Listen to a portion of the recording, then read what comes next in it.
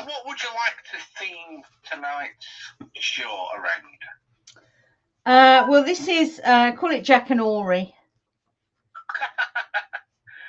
With a capital J? Oh, yes. Got to have a capital J in Jackanory. Jackanory. Jackanory. Right then. Okay. Angie the Jackanory. Are you ready?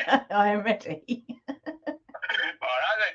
3, 2, 1. Hello, everybody. I hope you're doing well on this. Where are we? Let's see. Oh, the day before the portal. Ooh. Things could kick off tomorrow. Who knows? Okay. So what I thought I would do this evening, because we had a rather splendid gathering last Saturday of friends, and we did things like play pass the parcel and things like that, like you do. But I also read a children's story that Ian wrote about our little woofy pants, Professor Murphy Woof. He had many different sides to him, but one of them was the professor. I can't remember the reason for that, but yeah, he was certainly a very distinguished doggy. So yeah, I thought I'd read this story this evening, because it's actually just over 3 months since he passed, and we gifted these books to all the people that came to the gathering last week. Pardon me. So I thought I'd read it out for everyone here, and for our YouTube channel as well. So yeah, without further ado,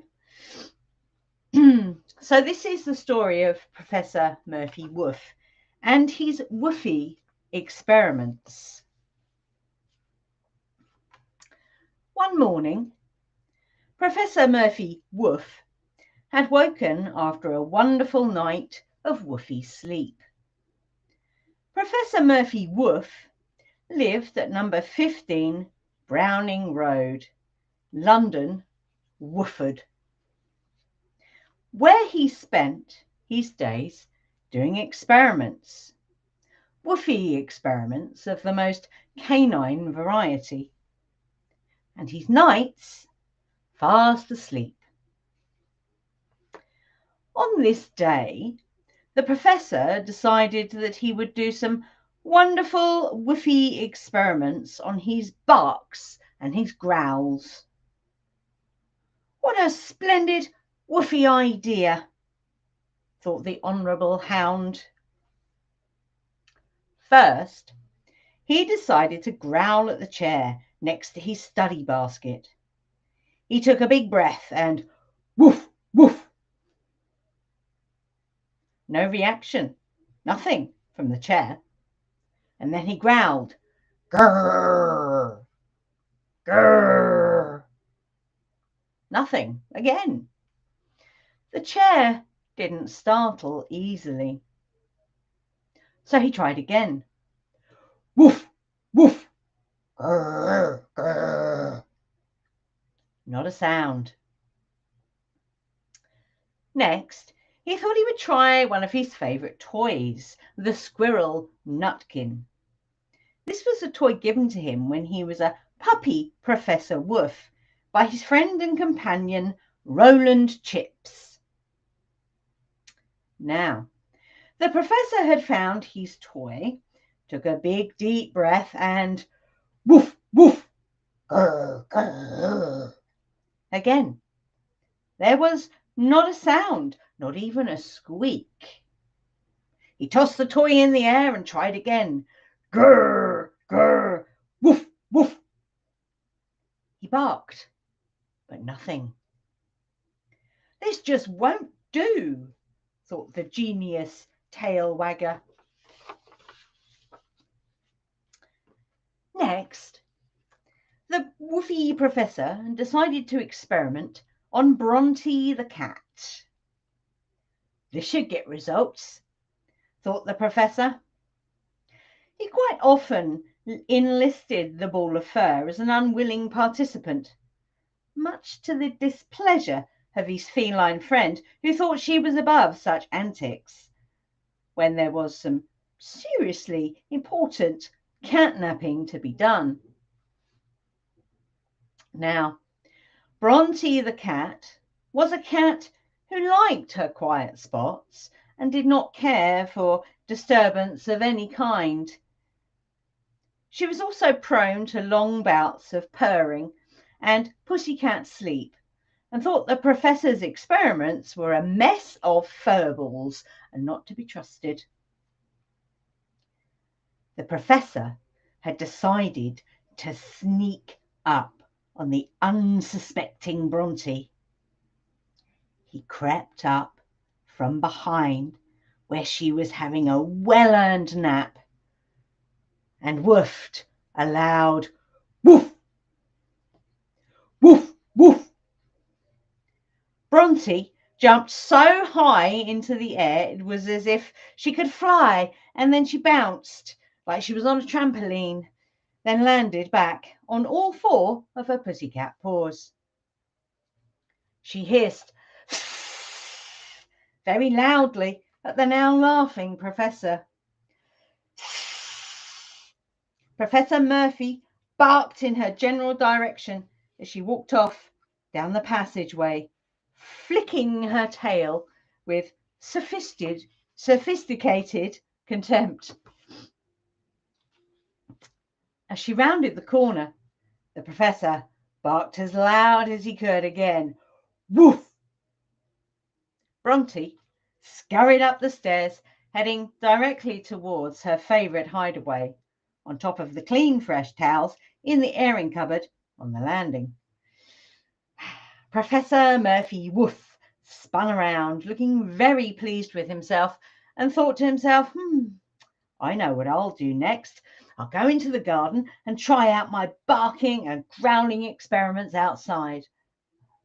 But first, I will need to get my companion Roland Chips and ask him to open the door to the garden. What a growlerlicious way to try out my growling and howling experiments. He was so pleased with himself that he decided to wag his bristly tail. Wag, wag, wag, wag, wag, wag, went his bristly tail. Now, the Professor Murphy Woof was so busy being pleased with himself, he almost forgot to bark his please let me out bark to Roland's Chips. Woof, woof, he remembered. A voice from the upstairs replied, I will be right down, Mr. Woofy Pants. Strange boy, thought the professor. In a flash, the boy Roland's Chips was down the stairs with a crash and a bang and a wallop and a damn those stairs, exclaimed Roland Chips, as if he was in a performance of Macbeth. He was a little clumsy, but a cheerful chap.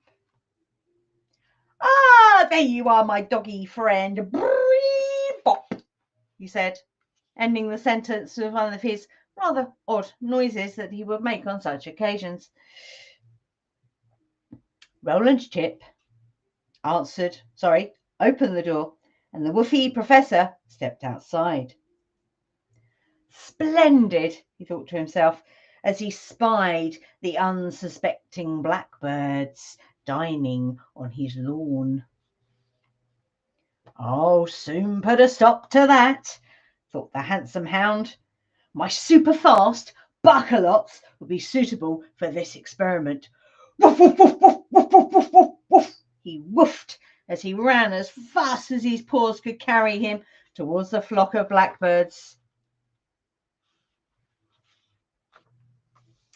As he was in the garden doing woofy experiments, he decided to do his favourite experiment of sniffing clues, which was a game of guessing what the smell was, and then sniffing and tracking all the smells in the garden.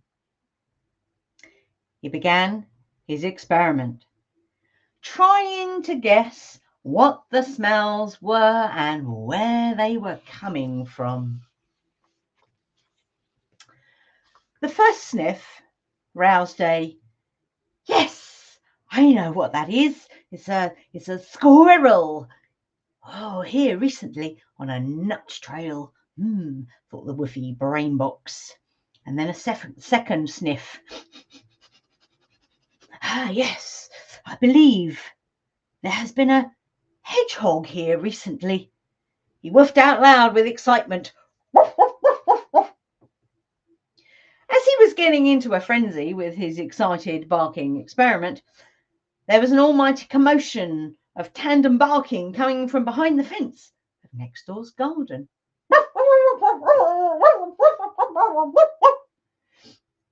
"That was not a hedgehog, Professor.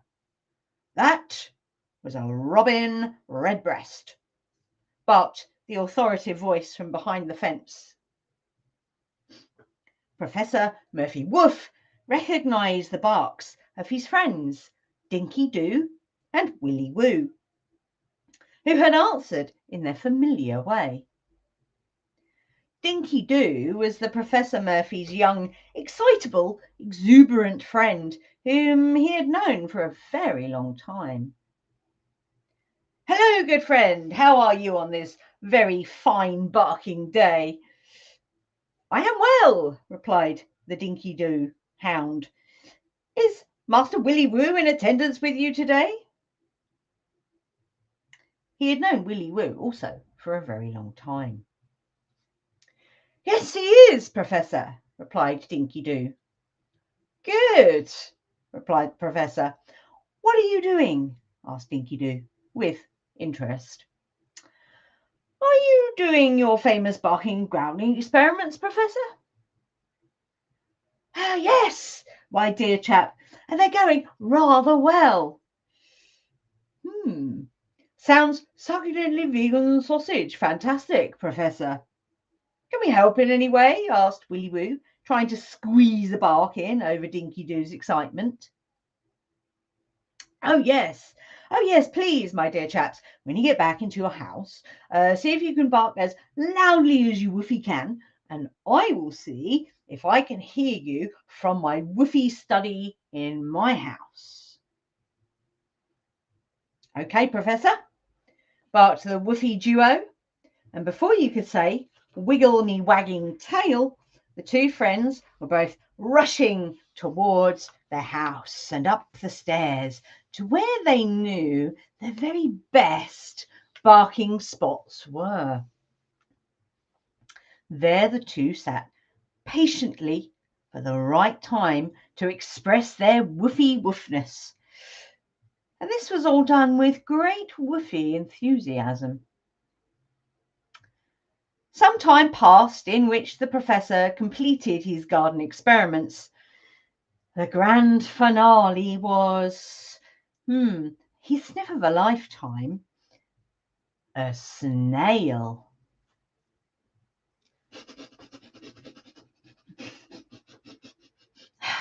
The snail was left with a rather bemused look on its face.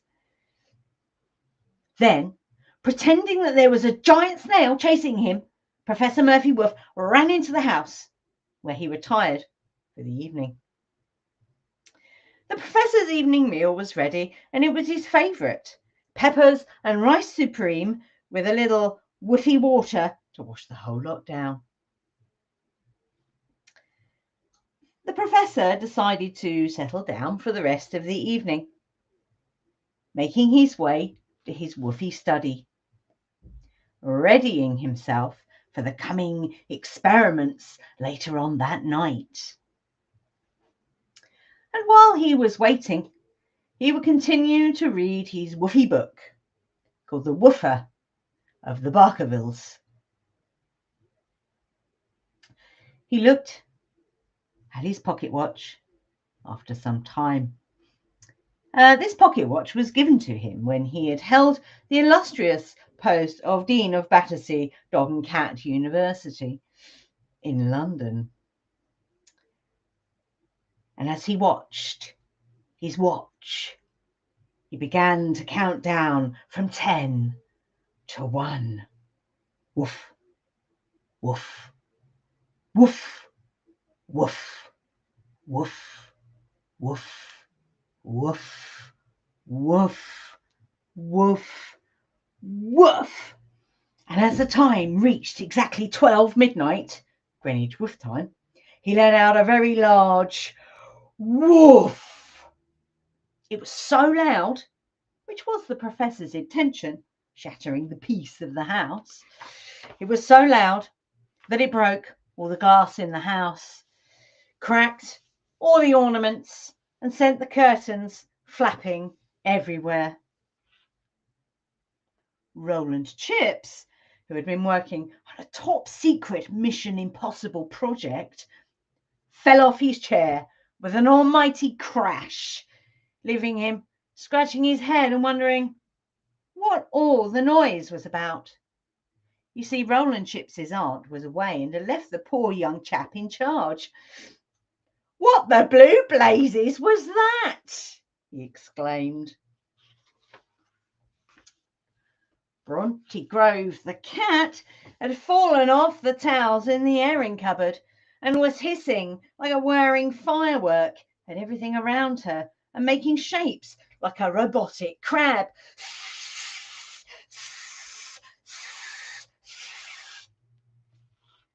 Professor Murphy's bark was so loud that it had achieved its target of stirring the whole neighbourhood. Lights were going on like fairy lights on Christmas trees, and the blackbirds were squawking as if they had seen a giant flying cat. Now, Dinky Doo and Willy Woo had been listening to all the commotion coming from outside. Dinky Doo looked at Willy Woo and said, "That's it!" And the two began to bark as loud as they could. Woof, woof, woof, woof, woof, woof, woof, woof, woof, woof, woof, woof, woof. This, in turn, stirred the local woofy community into one noisy, woofy chorus line, which, in actual fact, hadn't been heard from for a very long time. Well, since there had been a spell of very windy weather, which stirred the doggy community into performing a woofy chorus line.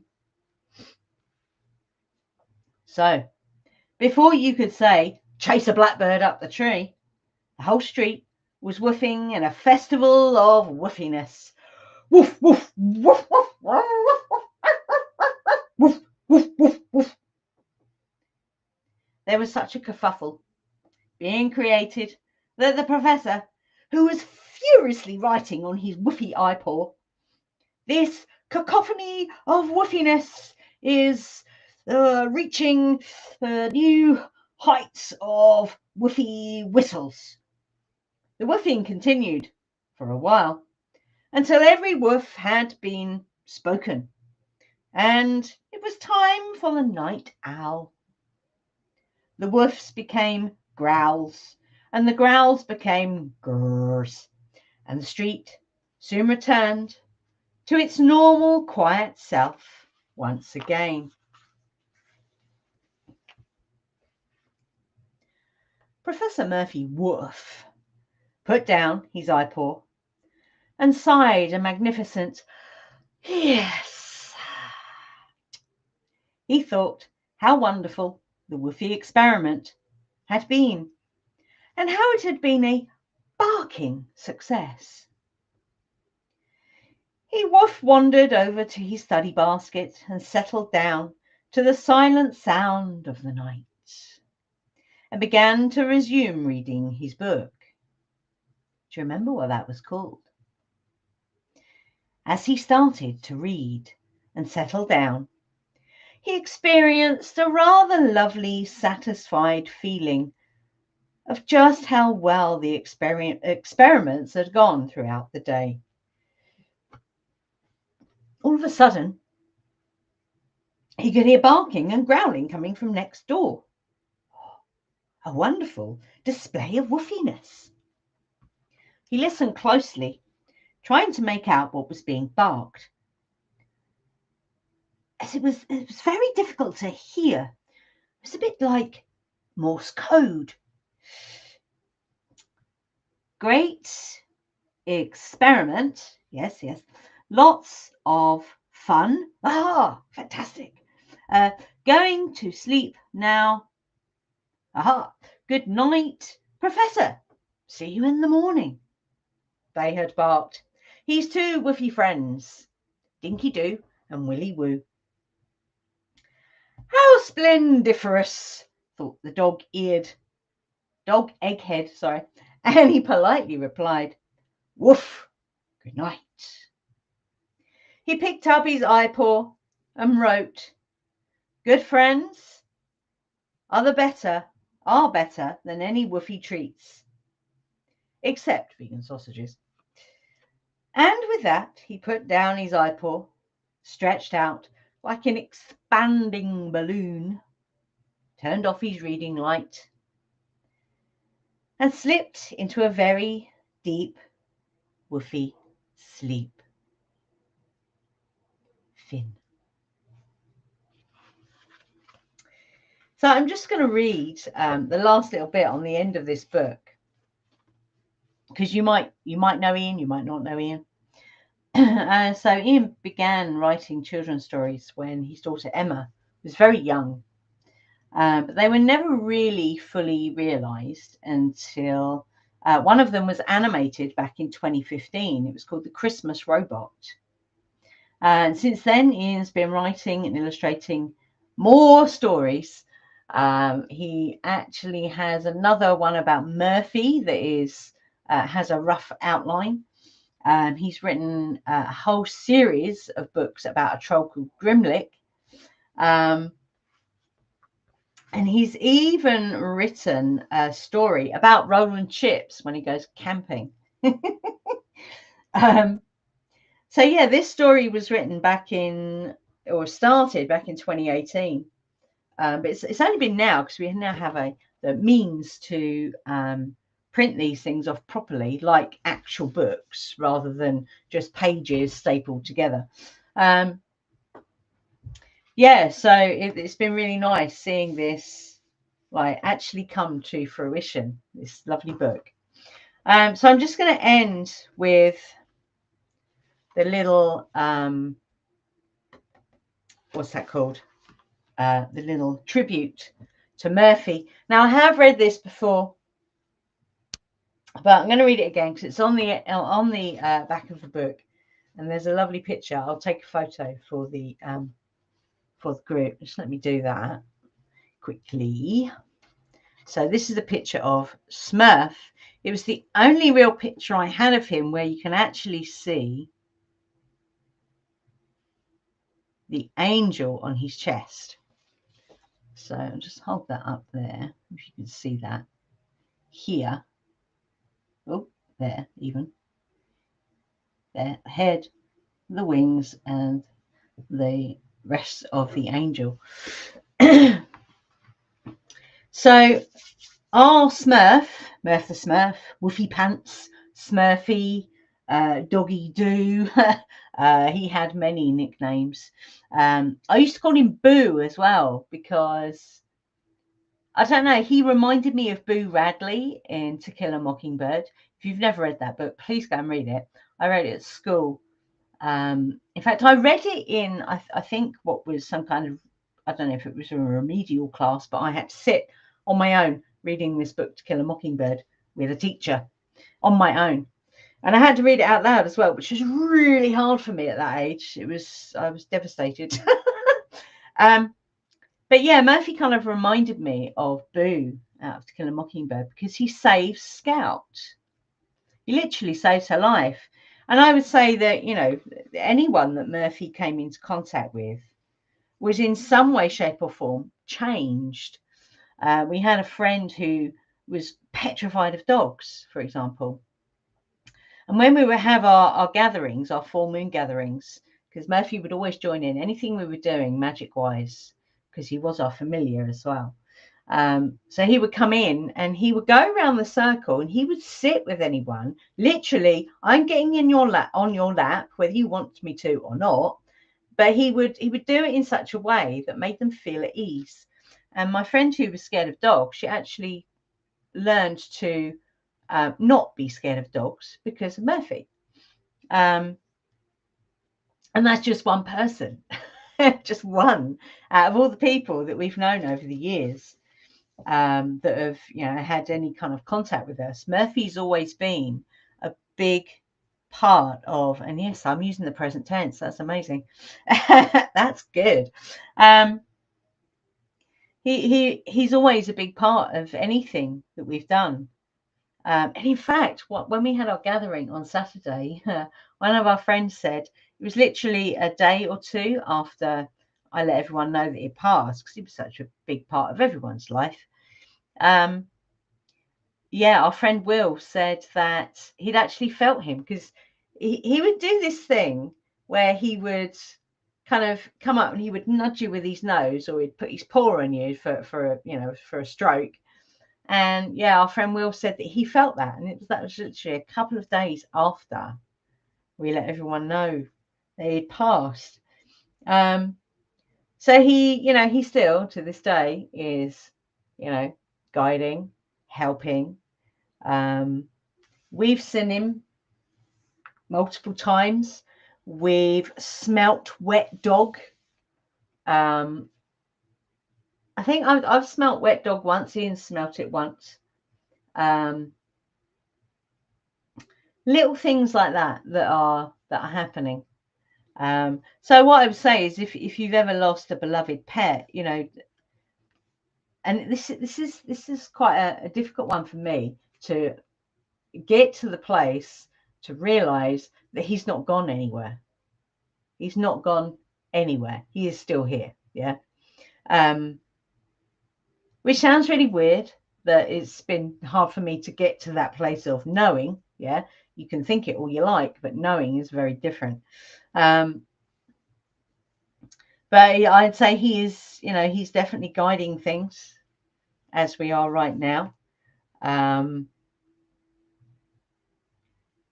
Yeah. So I'm just going to read out what's on this last page here. So our Smurf passed over the Rainbow Bridge to Summerlands as we know it. Yeah, you could call that whatever you like. On the 6th of October 2025 at 10:05 a.m. He was the grand old age of 15, and he had 11 of those years with us, having so many adventures. He went on so many adventures. He even went on a Dutch sailing ship once. And he was loving it. I'm like, oh my God, because I'm not good with boats. But yeah, he loved it. And he did. He had an amazing life after being rescued from Battersea prison. And it was really funny when we met him. So that a little bit of history here. So when he chose us for a start, and that's in the poem. But it was really strange because the woman that was kind of introduced us to him, this was really funny. She said, "Oh, you can't ever let him have a tennis ball, and you can't ever let him get up on the sofa." Okay, so what did he have a lot of? Tennis balls. I have a whole bag of tennis balls, actually, which I might donate to a doggy shelter.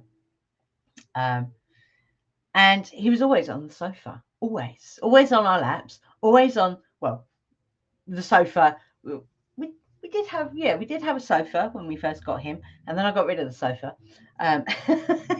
But it wouldn't matter. He was going to be on our lap no matter what. So that was really funny. And then we had to fight to bring him home. They weren't going to let us adopt him. It was really strange.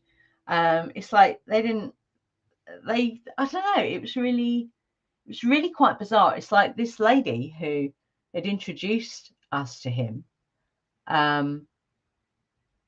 it's like she didn't want him to go. It was really, really strange.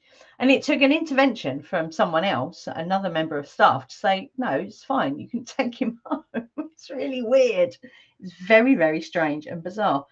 But we brought him home, and the rest, as they say, is history.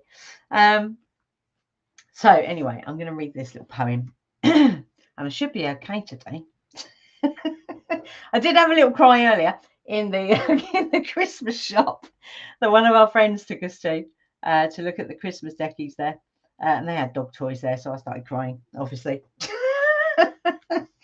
Oh dear. But there we go. So this is called Angel Smurf. Today, the world lost a bright light. Today, our Smurf let go his fight. A little dog with a massive heart. A little dog had a brand new start. The Battersea boy. Battersea's best, with the angel on his chest. He never stopped, even when his tiredness showed. He soldiered on, led by his nose. And yes, he was nosy, as all dogs ought. To live life full of love was what he taught.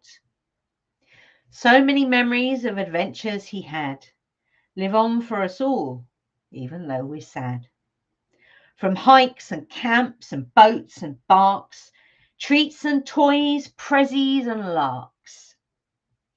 He came to us, chose us, in fact, scared and alone. With love and devotion, we gave him a home. When first he appeared, he did a wee on my boot.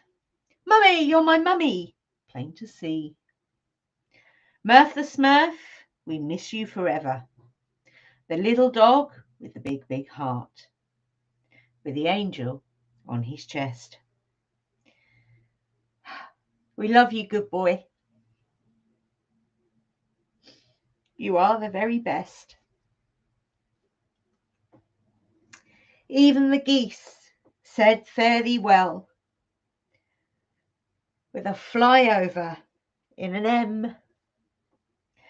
Odin and Hecate called to see you through, and Ben was there to greet you. And just in case you didn't know, a hoverfly said goodbye too. All of nature lit your way. You got your wings for real today.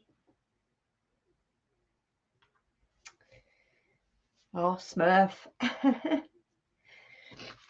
So there you go. There's the story, or a story.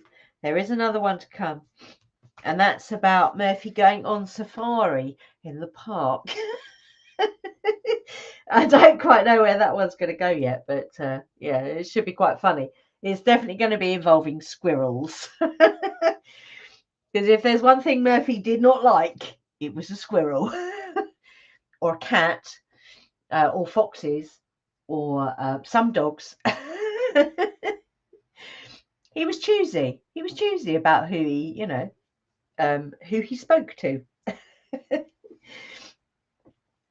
So yeah, there we go. So I know it's only you and me, Andy.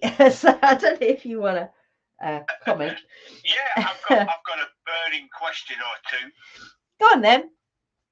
What was the lady when she said don't let him on the couch and don't give him tennis balls? What was the reason for that?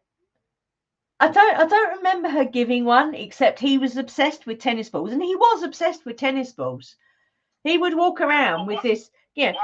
Why would you not give him one though? If he is obsessed with tennis balls, why would you not give him one? I don't know. It was like she was a reincarnation of Barbara Woodhouse. She looked like her. She was dressed like her. It was really strange. Really? Oh, yeah. Wow. Yeah, she was like a Barbara Woodhouse. Did she not give a reason as to why you weren't supposed to let him up on the couch then? Not really. No, I don't remember one. I think right. I think for her, dogs are not family. They're dogs. Yeah, and that's Right. not how we operate. And do you think she might have been wanting to keep him for herself, which is why she was a bit reluctant to let you have him? I think maybe she was. I think that's probably what it was. Because it didn't matter what we said. She was very determined to not let us take him home. And like I said, it took a guy who called us into a side room and said, look, you know, it's not a problem. You can take him home. It was really weird. It's like there had to be an intervention for this woman to shut up, basically. So yeah, we had to fight to bring him home. It was really peculiar. And we did at one point try and get him a friend as well, but that didn't work out. And unfortunately, we had to take the other dog back. Right. But yeah, he wasn't the type of dog who was brilliant with. He didn't mind other dogs outside, but he would sulk. It's like if Al brought her dog here, Murphy would just go and go to bed. He'd be like, no, I don't want anything to do with that dog. I don't want anything to do with any dogs in my house. But outside, he was fine. I think that might be a Jack Russell thing. Oh, I'm back. No, we've still lost you. You still can't hear me? Back. All right, cool.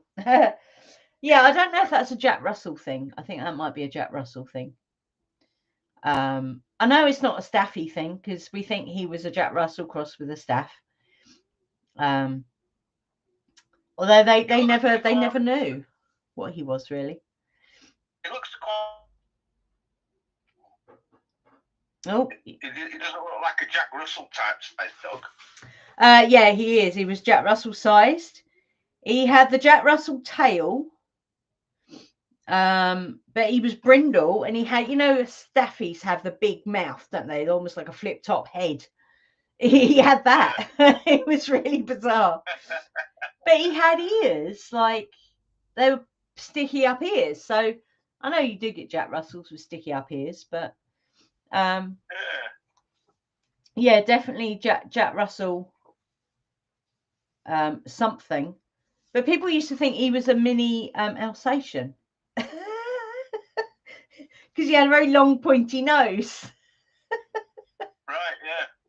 So, you know, he could have been anything. He could have been any mix of breeds, who knows.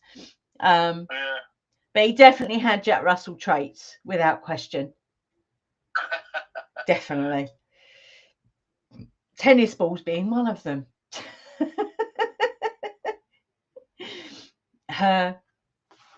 Would he demolish them? Would he sort of like chew them like in 5 minutes, or would he play with them for a few days, or you know what would be the longevity of one tennis ball? So what we had to do, so we bought him dog tennis balls, yeah, like 5 minutes and it'd be nothing, yeah. So what we had to do is we had to buy actual tennis balls, like professional quality tennis balls that, you know, they would last. You know, I think he had about 5 or 6 that he used to rotate. Yeah, and he couldn't destroy those, but the ones that you buy for dogs, yeah, within 5 minutes it'd be nothing, like chewed to, you know, shreds. He was quite funny like that. It's like, I don't want these boring dog tennis balls, because they do ones with squeakers in, but yeah, even that didn't last. The indestructible balls, no, they weren't indestructible either. Oh yeah, crazy dog he was.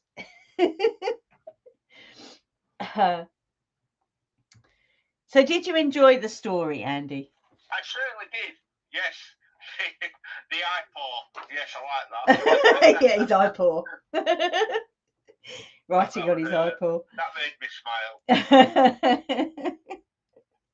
Oh, that's good. I think my favourite bit has got to be where he's done the sniff on the snail, because Murphy used to do this. He'd be like, you know, nose in whatever it was he had his nose in, which was usually quite disgusting. And then all of a sudden he'd like turn and run. It's like, what was it? And it was like a giant snail was chasing him, you know, or a giant squirrel. Yeah, very funny dog. And he loved camping.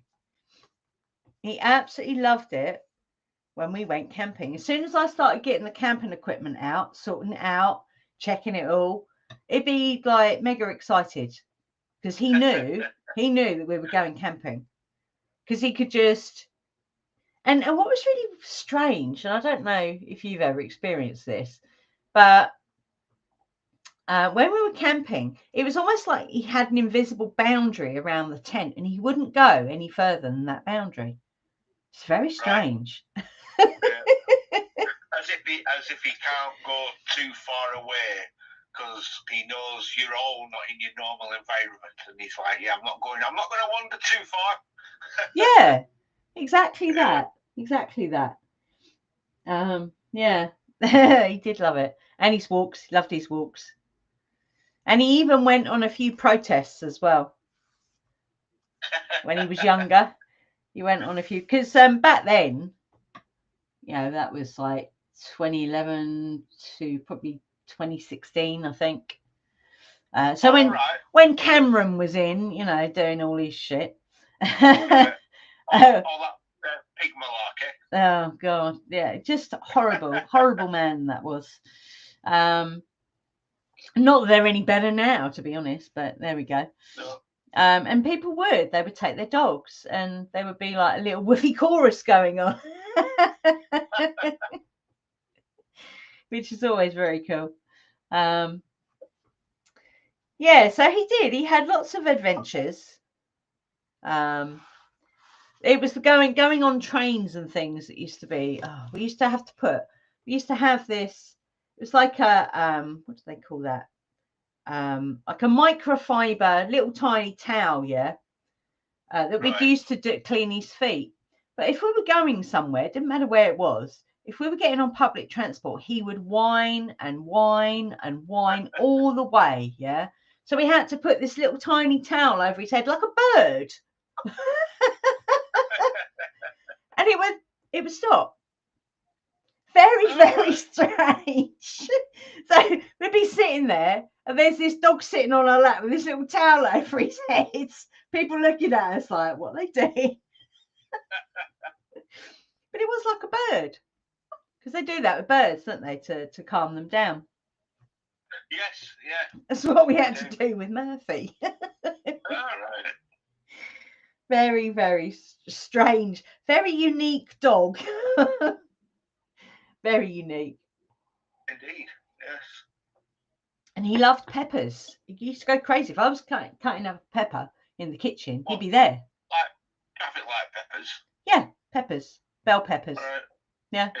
He'd just be sitting there, like looking at me, until I'd accidentally drop a bit on the floor. Accidentally. And yeah, he'd be like, oh, I got something. He was funny. Very funny dog. Yes. And like I say, he's still here. We know he's here, because I've seen him a small handful of times.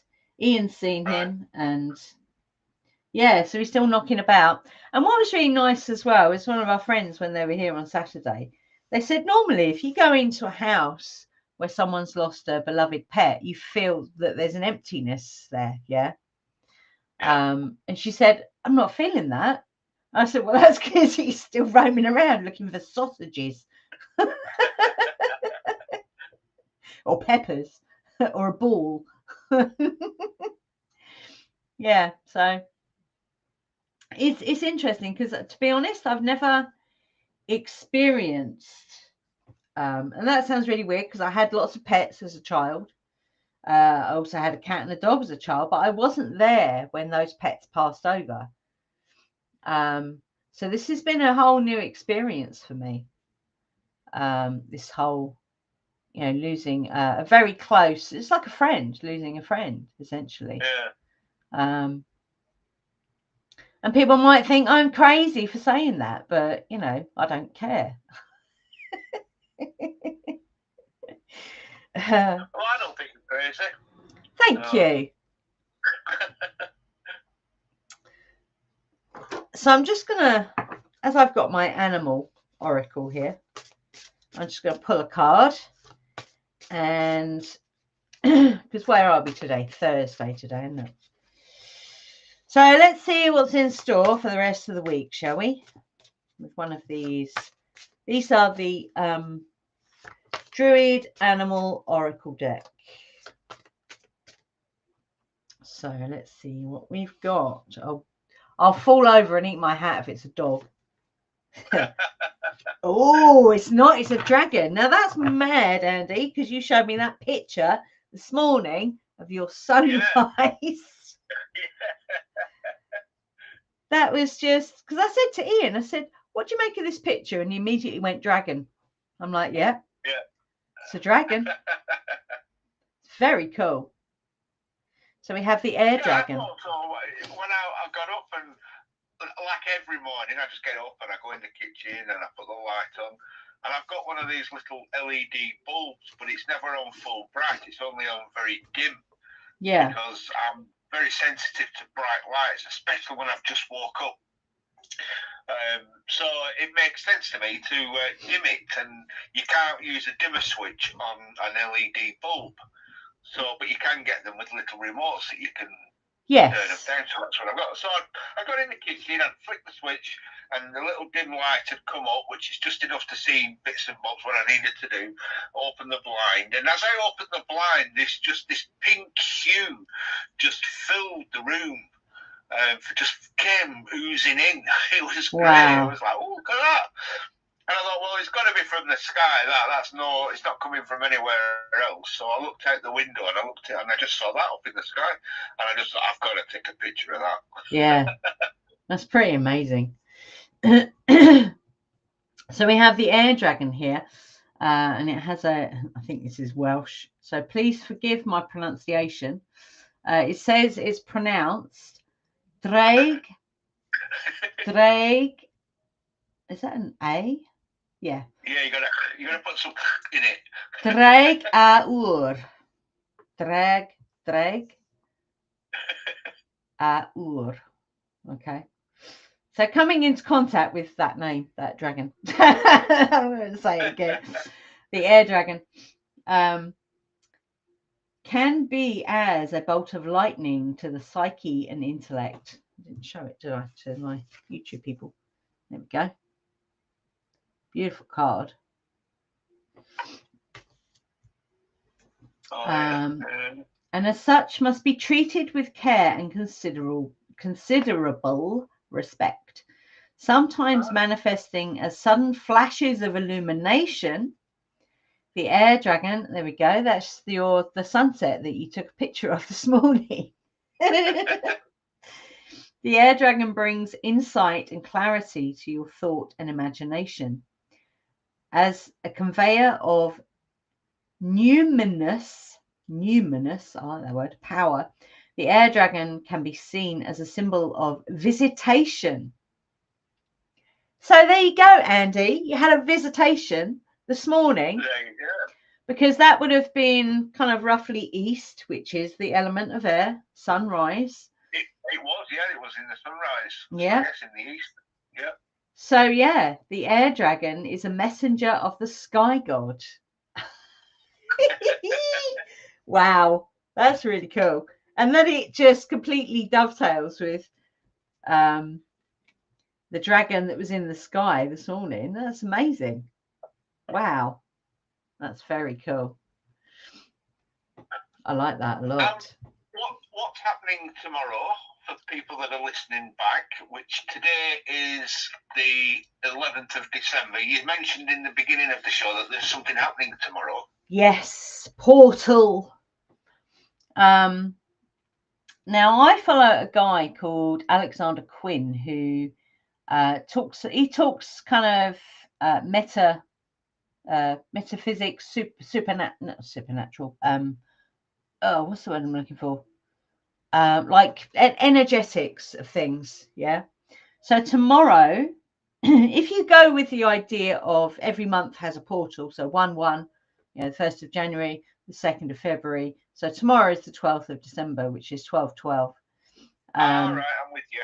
Which a lot of people, I think this is a recent thing, though. I don't ever remember this before. I think it's something that's kind of taken a hold. But I understand it because it's numbers. I get that. So yeah, he posted today that this portal could be, because we've had all the 3i Atlas stuff. I haven't kept up on that, to be honest. But these things usually are harbingers of change, and that this is the last portal of this, this particular calendar year. It's not the end of the year for us, because for us that was Samhain, that was our new year. But in, when you're kind of walking both realms, if you like, we still recognise that it's a portal tomorrow, and that there's potentially, big changes happening from tomorrow onwards, because the portal isn't just one bit of time. It spans. It's like the wheel of the year. It's not just one day. It's a period of time. So yeah, apparently there's big things happening tomorrow. So much so he's actually doing a live YouTube, this guy, and he never does those. So it's going to be. Sorry? I said, if he can, share the link tomorrow when he's going live, and people can tune in. Yeah, I will go and grab the link. He's already shared the link. That's if it works, because he's not very good on the techno stuff. So yeah, so it's just going to be interesting. See what happens tomorrow. It could be something, or it might be. I think these things are usually quite subtle, although because we've got the air dragon. Now that's interesting. The air dragon has come up, and that you saw a dragon in the sky this morning. So dragons bring a lot of power. They bring air and they bring fire. Sometimes they bring it depends, because you get dragons for each elemental. Each elemental has its own dragon, if you like. Don't forget that the original flag for England, or prior to England being formed, was a dragon. It's not a dragon. The Welsh had a dragon. The English had a dragon as well. Absolutely, yeah, absolutely. So I think the white pen dragon. I'm not sure whether it flew on the flag for Wessex, the Kingdom of Wessex. I don't know. Or something, something like that. I'm not overly sort of precise on that, but I just know that over the years that's one of the things I picked up, and as you do. And something about the white pen dragon, the Kingdom of Wessex. Whoever ruled the Kingdom of Wessex then went on to unify all the other kingdoms and clans. Okay. Form England. Interesting. Under, of course, the Christian flag, what we call the St. George's flag today. Yeah. Wow. Which is where I think the whole George and the Dragon comes from. Yeah, makes sense. So where the flag of St. George is personified as slaying the dragon, which is the dragon of the old Kingdom of Wessex. Could be wrong, just it's one of them little things. Yeah, it's always good to throw those things out there, though, isn't it? Because you've got to exercise those little grey cells. Absolutely. And not question things. You've got to question things and play around with ideas. Absolutely. Absolutely. But it's almost 7 o'clock. So what I want to do is I want to thank you very, very much for what you've done this evening, and for reading about Murph the Smurf. Yeah. And his woofy adventures. And his woofy adventures, absolutely. Yeah. Absolutely awesome. It was brilliant, and will be forever what do they call it? Immortalised in audio. Absolutely, yeah. And I've even had another friend saying, can I send her a copy of it because she wants to put it on her kids. Her kids have got these funky audio players, so she's going to put it on there because she's got a copy of the book, so she wants the audio as well, which is really cool. Ah, right. Excellent. Yay! Yeah. So yeah, it's been a pleasure as always. So I'm gonna stop my live stream.